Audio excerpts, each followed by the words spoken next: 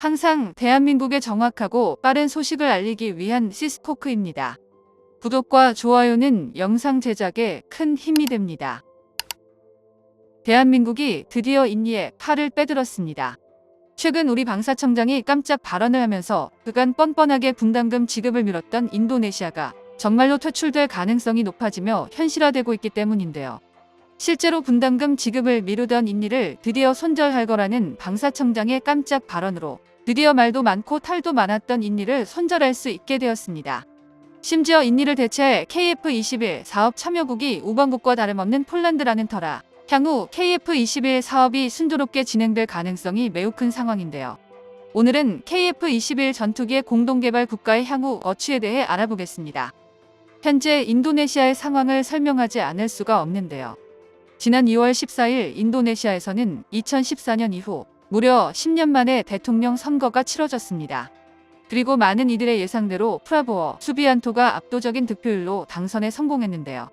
문제는 당선인인 프라보워가 KF21의 분담금 미납을 주도한 핵심 인물이라는 것입니다.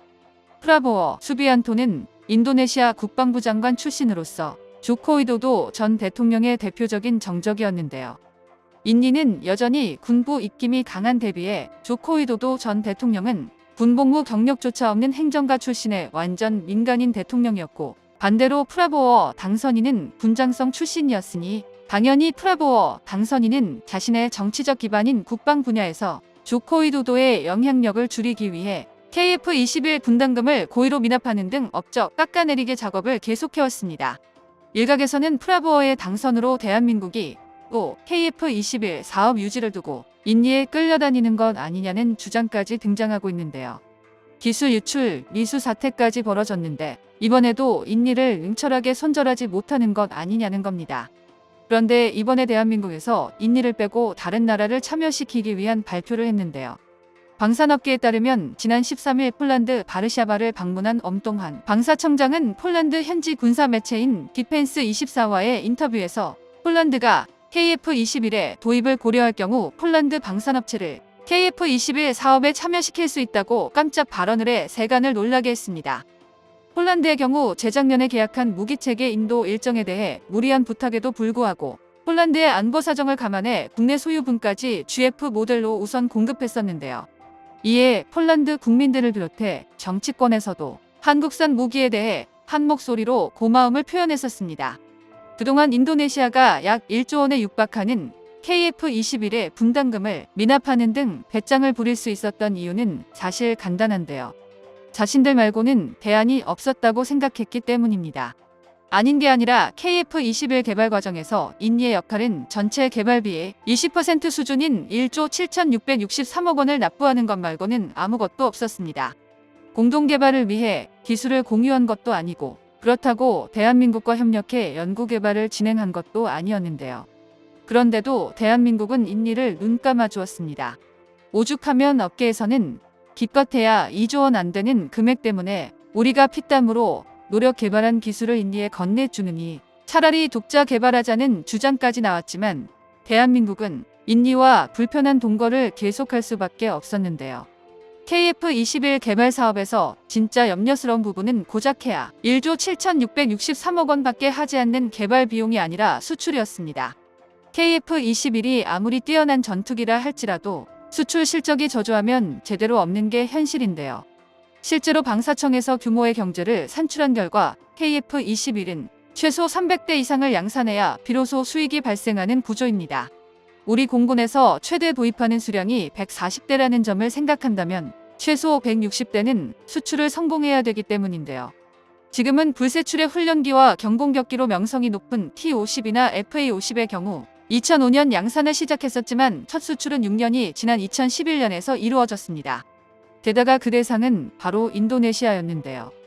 그렇기에 우리가 인도네시아를 단칼에 끊어내지 못한 것도 있습니다. 인니가 KF21을 도입할 경우 첫 수출까지 걸리는 시간을 단축할 수 있고 첫 수출을 성공함으로 인해 시장 개척에도 유리하다고 판단한 것인데요. 뿐만 아니라 인니 자체만으로도 현지에서 48대를 생산하겠다는 계획으로 일종의 보험 개념으로 인니를 손절하지 않았던 겁니다. 인니도 이 사실을 인지했었기에 망나니 짓을 할 수 있었던 것입니다. 하지만 인니의 이런 행동은 시제기가 공개되자 180도 바뀌었습니다. KF-21 전투기의 종합적인 성능이 도저히 대한민국의 첫 국산 전투기라는 게 믿기지 않을 만큼 놀라웠던 것인데요. 미국의 이전 겁으로 걸림돌이라 생각했던 4대 핵심 기술은 오히려 독자 개발에 성공하게 만들었고 기술 성장이 훨씬 자유로워졌습니다. 덩달아 동급 최고 수준의 스텔스 성능을 갖추면서 시제기 단계인 블록 제로임에도 벌써부터 KF-21 블록 3인 스텔스 형상을 논하고 있는데요. 폴란드에서도 KF-21 시제기의 성능을 두 눈으로 확인하자 인도네시아의 미납 분담금을 대신 납부하겠다고 선언할 정도였습니다.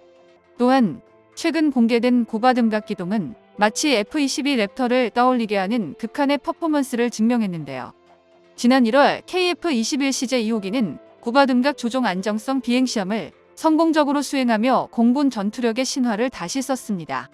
당시 KF-21은 환상적인 기동을 선보이며 눈으로 보고도 믿을 수 없을 만큼 완벽한 모습을 뽐냈는데요. KF-21은 상승각을 70도 유지한 채 고도 약 38,000피트 이상까지 비행해 저속 상태에 도달한 이후 안정된 조종 상태로 복귀하는 데 성공하며 제대로 사고를 쳤습니다. 실제로 이번 시험은 가장 극한의 기동력을 테스트한 것으로 군사 전문가들은 이를 통해 전투기의 전투력을 직관적으로 확인할 수 있는 지표로 여깁니다. 다시 말해서 이번에 KF-21은 뛰어난 성능과 독보적인 전투력을 입증해내면서 전 세계 군사 전문가들을 제대로 경악하게 만든 건데요. 발군의 성능까지 보유하고 있으니 많은 나라가 KF-21의 도입을 위해 대한민국의 줄을 서기 시작한 건 인지상정의 일이었습니다. 이외에도 아이리스-T, 미티어, AIM-9X 사이드와인더, AIM-10, 암남, 국산 공대공 미사일부터 KPD-350, 철룡 같은 공대지 미사일, 그리고 AGM-84푼, 국산 공대함 유도탄투까지 미국과 유럽 및 대한민국을 아우르는 폭넓은 무장통합 능력을 갖추고 있습니다. 전례를 찾아볼 수 없을 정도인 KF-21의 범용성은 멀티롤 전투기로서 수출 시장에서 가장 중요한 요소 중 하나인데요. 그렇기에 폴란드에서도 2022년 한폴 방산 계약 초창기부터 국영 방산기업 PGZ의 입을 빌려 KF-21 사업 참여 의사를 공공연히 드러내왔습니다. 심지어 2026년으로 구체적인 날짜까지 언급하며 KF-21 양산이 시작된 이후 블록2 개발부터 대한민국과 함께하고 싶다고 제안했는데요.